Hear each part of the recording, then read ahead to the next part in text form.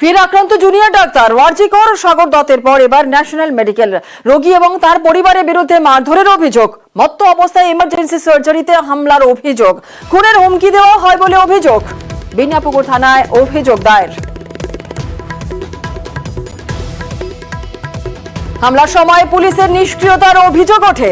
রোগী এবং তার বিরুদ্ধেই অভিযোগ, মারধরের অভিযোগ, গালিগালাজ, খুনের হুমকি বলেই অভিযোগ।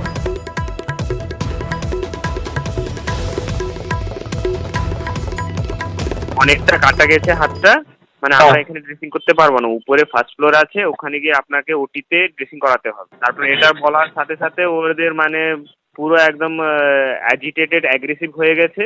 মানে ধরুন আমার সাথে যে ফিমেল কোইন্টার্ন ছিল, ওর ওর মানে ডিস্টেন্স হচ্ছে 1 মিটারের ডিস্টেন্স, ঠিক আছে? ও ওইখানে এত অ্যাগ্রেসিভ অ্যাজিটেটেড হয়ে গেছে, গালাগালি দিচ্ছে, পুরো একদম অ্যাগ্রেসিভ হয়ে আমাদেরকে বলছে তোদেরকে দেখে নেবো, এরকম ভাবে গালাগালি দিচ্ছে। তাদের মধ্যে আরেকজন ছিল, ও কি করলো, ও ফোন বার করে আমাদের ভিডিও করছে, বলছে এই মুখগুলো চিনে রাখুন, এরা কিছু কাজ করছে না, এরকম সেরকম বলে।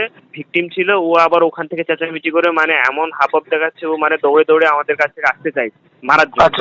আমি ওখানে যারা পুলিশরা দাঁড়িয়েছিল ওদেরকে জিজ্ঞাসা করলাম যে মানে এই পেশেন্টটা যখন ওখান থেকে এরকম ভাবে ছুটে ছুটে আমাদের দিকে আসছে, আপনারা কোথায় ছিলেন? ওদের উত্তর হচ্ছে যে আমরা যখন দেখলাম যে মানে হ্যাঁ এই ইমার্জেন্সিতে আসছে, এত ছুটে ছুটে যাচ্ছে, এই যে রক্ত পড়ছে, আমরা ওই জন্য ওদের থেকে সরে গেলাম।